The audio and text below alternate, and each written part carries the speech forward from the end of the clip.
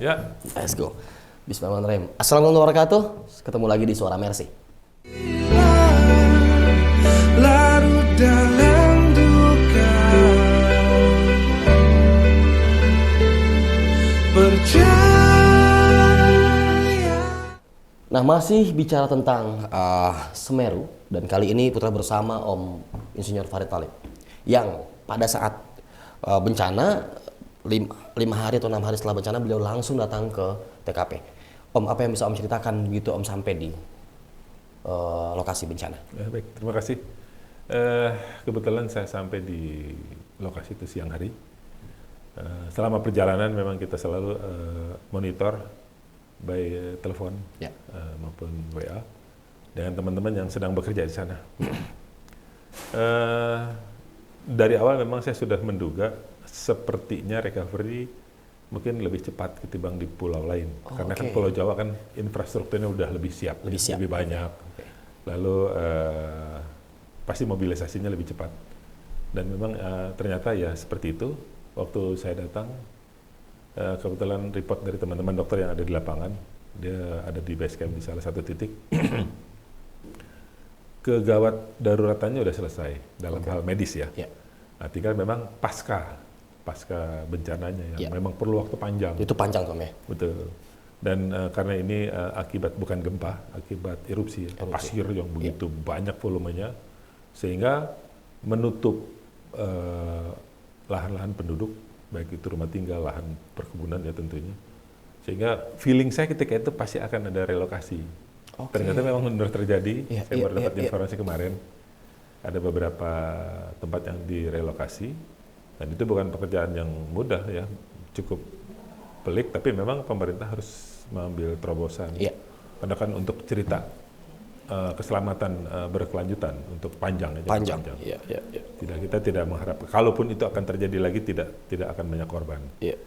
Sehingga itu sedang diproses ya dengan pemerintah. Tapi saat ini yang harus kita lakukan adalah recovery-nya berkaitan dengan infrastruktur.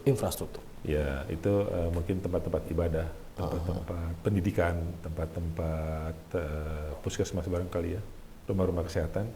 Yang memang sekarang sedang di assessment sama teman-teman di lapangan. Lebih bersifat umum Om ya, untuk kebutuhan umum. Fasilitas umum. Betul. Itu mungkin yang kita harus lakukan. Walaupun pekerjaan medis juga masih ada, tapi sifatnya bukan kegawat daruratan lagi. Masalah penyembuhan. Lalu kemarin yang terjadi justru tidak sedikit para relawan yang memerlukan itu, memerlukan pengobatan. Mungkin kelelahan, Justru pertolongan pada penolong ya Om. Ya kan manusia juga benar. Mereka ada di dalam yang kalau mereka harus keluar cari puskesmas atau ke rumah sakit kan jaraknya jauh. Kebetulan kita bawa kendaraan 4-wheel drive bisa sampai ke tengah, dan ada beberapa yang kita bantu dan ditolong oleh teman-teman medis. Begitu. Jadi emang tadi coba kita sinkronkan dari wawancara Putra tadi dengan podcast Putra sama Kak Ita. Betul. Itu bicara logistik Om ya. Dari bagaimana tim relawan Jawa Timur masuk pertama, sambut Jogja, sambut pusat. Betul. Nah, Om datang di hari ke-6 saat itu. Itu kenapa Mercy mengirimkan seorang Insinyur Farid Thalib. Ternyata bicara tentang pasca, bicara tentang efek. Dan Om bilang tadi kayak feeling, kayak Putra rasa nggak feeling, itu analisa yang dalam sekali. Ternyata ini butuh. Sepertinya ya, karena kan bukan gempa. Jadi bangunan yang rubuh akibat goncangan kan boleh dikatakan tidak ada, tapi tertimbun oleh pasir. Tertimbun dengan hawa panasnya, dan evakuasinya juga tidak mudah ya. Untuk korban yang tertimbun juga itu perlu keahlian tersendiri lah. Benar. Secara medis tadi kita juga udah bahas tentang ternyata luka bakar yang paling banyak. Dan sehingga Mercy juga menyiapkan dokter-dokter spesialisnya di sana. Setelah ngobrol ternyata pasca bencana juga Om, ternyata itu juga sangat butuh perhatian penting sekali. Ya kan, seperti yang bilang tadi. Nah, bisa jelaskan lebih detail nggak Om? Maksudnya Mercy punya program apa setelah? Kalau orang tanya kan bencana doang nih, kita akhirnya donasi, kita berapa hari kemarin bikin event Om. Sama teman-teman seniman juga kita bikin event untuk donate. Suara Mercy ikut bergabung, Mercy ikut terlibat. Nah, tapi kita bingung. Apa setelah ini? Pertama kita bingung apa yang kita bagus berikan ya. Ternyata pas kita kumpas kita baru tahu adalah apa namanya itu skin stapler namanya. Betul, itu mahal-mahal tuh. Iya. Oh, iya. Wah, dan itu awal-awal memang Mercy melakukan itu. Iya. Teman-teman medis yang dari Jawa Timur ya, dari Surabaya. Kebetulan beliau ahlinya memang di bidang itu. Kalau nggak salah Ternova ya. Betul, suami istri. Wow. Mereka hampir belasan pasien yang mereka lakukan pekerjaan itu. Tadi cukup kaget ternyata. Saya ikut rapat waktu lagi peralihan di mana di TKP ya kemarin. Nah, makanya kita coba undang Om untuk ngomong di sini untuk biar teman-teman juga tahu bahwa sebuah bencana itu tidak hanya mikirin saat itu juga, tapi harus membuat di recovery sampai selesai kembali, membuat masyarakat kembali melakukan keharmonisan bermasyarakat lagi. Nah, kira-kira Om program Mercy untuk Semeru ini pasca bencana. Ya, mudah-mudahan besok salah satu presidium kita berangkat lagi, Dr. Yogi. Besok Dr. pagi Yogi ya. Berangkat lagi ke sana untuk mendalami itu. Seberapa lama lagi medis harus ada di sana? Karena mereka medis nih, Dr. Yogi kan medis ya, dokter ortopedi. Seberapa lama lagi? Nah, sementara saya sudah preparation untuk ngebangun apa saja yang harus kita lakukan. Tadi juga udah sempat berbicara, sepertinya fokusnya ke tempat rumah ibadah, rumah kesehatan, lalu mungkin tempat-tempat pendidikan. Gitu. Tiga titik kita. Dan kalau kebutuhan yang berkaitan dengan sandang pangan, sepertinya sih sudah melebihi overload. Mereka kayak air bersih Om? Air bersih juga banyak ada beberapa titik tempat cukup bersih lah airnya gitu ya. Kan daerahnya memang daerah subur, ya bukan daerah tandus. Benar. Kalinya juga saya lihat maksudnya bukan karena gempa yang membuat settlement tanah atau ada retakan-retakan sehingga airnya jadi keruh, ternyata tidak. Gitu. Ini emang tanah, pasir, debu ya Om yang tertutup. Sampai kita ada video juga Om kita putar sampai setinggi atap rumah Om. Setelah dikeruk. Wow, kayak gitu. Iya, dan itu ya memang kebijakannya pemerintah kan pasti dia juga ada asesmennya udah berhitung. Dan seandainya terjadi lagi erupsi, daerah itu tuh sudah tidak ada penghuninya lagi gitu. Di relokasi yang memang daerah aman. Gitu. Jadi Om prepare untuk berangkat setelah Dr. Yogi nih, Om suruh prepare di sini untuk persiapan nih, apalagi setelah tim medis dibawa balik. Nah, yang non medis berangkat lagi nih, untuk ngelihat pasca bencana seperti apa. Nah, udah kebayang belum Om di kepala Om, di pikiran seorang Om Farid Thalib nih, dalam waktu berapa lama kita akan selesaikan ini? Udah, ya nggak panjang, tidak seperti di tempat-tempat yang lain ya. Tidak terlalu lama, atau mungkin hitungan bulan lah, 2-3 bulan. Jika kita bersama Om ya, jika kita bareng-bareng bersama teman-teman. Harus bareng-bareng. Iya. Harus bareng-bareng. Karena data kita itu Om tadi sempat ada 5.000-an Om. 5.000 apa? Jiwa yang masih perlu diperhatikan. Ya, walau 14 orang meninggal, 92 luka-luka, ya kan Om, tapi masih ada 1.000 titik, ada 1.000 orang satu titik yang masih perlu perhatian khusus, gitu-gitu kan. Karena pada umumnya memang kalau di tempat bencana lain, umumnya kan di daerah-daerah camp-camp pengungsi. Di sana nggak, boleh dibilang cuma satu di tempat waktu kemarin itu di salah satu pesantren ya, Ulul Albab ya kalau nggak salah. Itu cuma di situ yang cukup besar. Yang lainnya memang di rumah-rumah penduduk atau di rumah-rumah saudara, gitu. Dan kita harus aktif, door to door, kita jemput, melihat kalau memang ada yang berkaitan dengan sakit-sakit yang memang patah tulang atau apa, kita lakukan. Tapi ternyata nggak ada seperti itu. Jadi makanya disimpulkan recovery kegawat daruratnya udah selesai. Tinggal paskanya. Nah Om kira-kira nanti kayak trauma healing kan itu. Trauma healing. Itu mereka bilang dia butuh gurunya karena gurunya nggak datang gitu. Kalau cerita traumanya sih kayaknya udah cukup selesai udah cukup lah gitu. Guru sama beberapa perangkap tapi nggak terlalu banyak, tapi memang yang cukup banyak yaitu nanti rumah ibadah, tempat pendidikan sama poli-poli klinik yang apakah itu yang pemerintah punya apa yang desa. Biasanya kita sih kerjasama. Ya bagaimana memaksimalkan ini Om? Bagaimana memaksimalkan ini? Nah biasanya itu Om di satu tim itu berapa orang sih Om? Kalau bicara setelah pasca bencana seorang. Kita lihat dulu berapa banyak yang kita mau kerjakan, berapa donasi yang kita terima kan kita berhitung. Nah, setelah itu kita kerjakan, nggak banyak lah, mungkin 10 atau 20 orang. Kan di sini di Pulau Jawa banyak ininya tenaga ahlinya. Iya.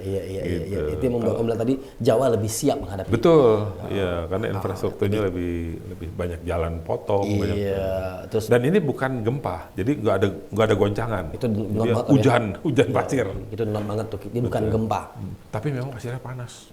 Benar. Kan teman-teman dokter yang melakukan pekerjaan recovery terhadap karena luka bakar, bahkan karena dia bernafas di hawa panas sampai kerongkongannya tuh membengkak dan sulit bernafas gitu. Jadi ya bayanginnya di oven kita panas gitu. Dan ini udah sampai hari ke-6 ke-7 kemarin teman-teman juga masuk ke dalam, pasirnya tuh masih hangat. Iya. Masih hangat dari lahar, dari api. Iya, telur tuh kayak matang juga. Betul. Berapa lama waktu itu? 18 jam ya? Iya, kurang lebih. Saya sampai siang jam 11-an ya, sampai jam 12 jam, sampai jam 11 malam. Setelah rapat konsolidasi, peralihan dari tim Jawa Timur sama Jogja. Balik, Jakarta masuk. Nah, setelah selesai itu baru saya balik. Balik lagi ke sini? Iya. Wow. Kita kalah sama Om Farid. Kalah. Cepat gitu. Anak muda masih tidur tuh. Jam segitu Kak. Om. Nah, tapi kayak kita bilang tadi juga ya, banyak pengalaman lah setelah itu. Ternyata dibutuhin tuh malah sampai ujung-ujungnya perabot rumah tangga loh Kak. Iya. Namanya pada setelah apalagi ini bicara erupsi ini, kompor lah lagi bicara di rumah mereka, tempat tinggal mereka, walaupun tidak ada yang runtuh gitu tuh, roboh gitu.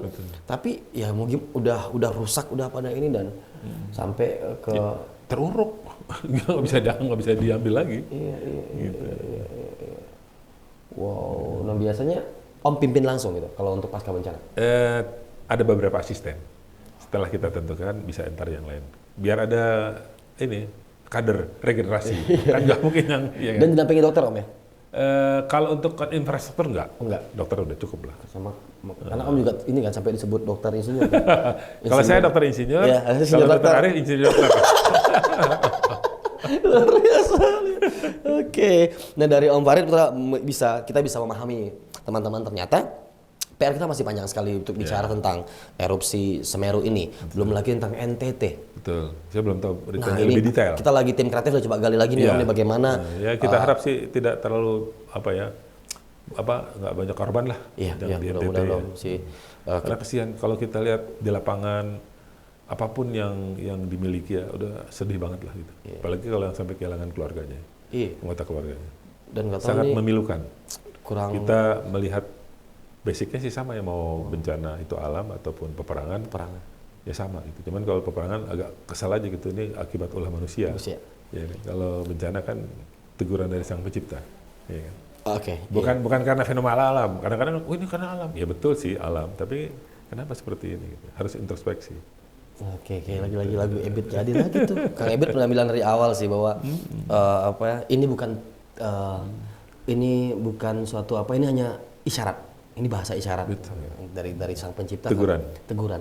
Ternyata masih ada tangan-tangan yang buat nista. Betul. Di saat bencana begini masih ada yang buat nista tuh. Makanya kita benar-benar telanjang dan benar-benar bersih kata Kang Ebit. Dan itu menjadi theme song lagu waktu kita campaign pertama ya. Kita nyanyiin lagu itu. Saya pernah bertanya juga tentang itu. Kok banyak pengkhianat sih? Udah tahu lagi pada perang gini. Dia bilang nggak usah heran. Rasulullah hidup aja ada, apalagi sekarang udah nggak ada Rasulullah. Iya juga. Iya juga. Gitu. Benar. Apalagi pasca bencana. Betul. Rentan Om. Iya. Ya kan? Faktanya begitu. Kadang ya bahkan nih ada yang kita buka tadi kita buka semua tuh Om, bahkan ada yang buang sampah CSR. Karena bencana tuh Om, yang obat mau expire lah. Iya. Ya kan Dokter bilang jahat tuh. Jahat sekali. Kalau masih pakai sih kain bekas oke lah. Obat expired. Iya. Ya maksudnya itu masanya pendek. Betul. Dan tidak tepat sasaran Om. Betul. Misalnya kayak gini, kita baru sadar tadi tuh. Erupsi itu butuh misalnya antibiotik cuma 1-2 dos nih. Yang datang 1 truk. Sisanya mau gimana? Sedangkan bentar lagi expired. Betul. Ya kan? Kalau masih gitu sih masih oke. Kadang-kadang yang dibawa yang expire. Nah itu kan jahat. Jahat sekali. Nah aku bilang, nah apalagi tapi enggak lah, masih banyak lebih baik orang. Ya maka kita bilang dengan adanya, mudah-mudahan dengan adanya informasi dari Mercy lebih jelas bahwa orang teman-teman mengerti Om. Ini nggak salah teman-teman juga Om, karena kami nggak ngerti Om. Kami mau nyumbang apa ya yang buat ada pakaian ya pakaian. Tapi kalau dibuka ke publik seperti ini, kita baru tahu ternyata kita butuh skin stapler, kita butuh bius untuk anestesi dan lain-lain itu. Itu kan kayaknya nggak ketahuan, tidak terekspos, dan itu mahal banget. Mahal banget. Bilang, oh kalau gitu caranya lebih baik kemarin donasi kita tuh yang murni uang. Iya, memang itu. Ya teman-teman Mercy lah yang ngerti kan, belanjain lah ini yang tepat sasaran gitu loh Kak. Yang paling penting itu tadi, bagaimana menyampaikan amanah ini kepada yang tepat pada yang berkebutuhan. Kebutuhan, gitu. Iya. Bukan dari NGO ke NGO akhirnya nggak nyampe. Dan jadi broker amanah ntar. Dan bukan angel televisi. Karena gitu, tadi kita mengerti kenapa Mercy jarang benderanya kelihatan di televisi Om. Karena Mercy di dalam-dalam ya sampai ya kan, sedangkan itu yang terframing tuh udah di situ aja gitu. Ternyata banyak hal yang kita nggak tahu apa yang terjadi dalam itu. Bahkan pasca bencana yang ternyata seorang dokter insinyurnya turun tangan tuh. Sama-sama. Kan Om, semua pihak. Semua pihak. Nah kita juga kita bicara bencana kayaknya hanya SAR gitu kayak, terus dokter, medis. Ternyata banyak profesi lain yang setelah bencana juga akan bertungkus lumus untuk hal yang seperti ini. Betul. Ya kan Om, kita melihat Om bilang 10-20 orang tergantung nanti bagaimana hasil dari dokter Yogi bikin informasi tim medis. Dan bisa juga kan karena di sini udah infrastruktur bagus di Pulau Jawa, kita pakai SDM setempat bisa juga kan. Terus bahan nggak tahu jauh belinya Om ya, dari mana ada ya. Banyak. Beda sama di Gaza. Gaza juga banyak. Yang repot tuh kalau di pegunungan, kayak di Padang, di mana ya, di Maluku, di Halmahera, itu kan daerah-daerah sulit low materialnya. Iya. Gaza banyak. Gaza juga banyak. Di luar dugaan ya. Yang penting apa yang disampaikan, apa yang diamanahkan sampainya maksimal. Dan kita kerjakan benar-benar dengan penuh tanggung jawab. Kalau ada pertanyaan buat Om Farid, kira-kira bicara pasca bencana? Cukup kayaknya. Nah, kita tahu akhirnya teman-teman, Mercy tidak hanya hadir di saat bencana, tapi kita juga memikirkan pasca bencana.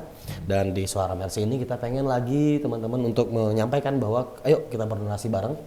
Kita akan share nanti di mana kita donasi yang tepat, di rekening yang mana. Nah silakan, ayo kita bareng-bareng untuk bicara tentang kemanusiaan ini. Jadi makasih banyak Om. Ya, sama-sama. Telah mengganggu waktu Om. Ya, nggak apa-apa. Abis ini Putra langsung mau Yogi soalnya. Putra akan lebih tanya lebih dalam tentang bagaimana teknisnya seorang medis. Beliau berangkat besok. Besok kan? Nah, hari ini harus pagi. Om makasih banyak. Sama-sama. Assalamualaikum.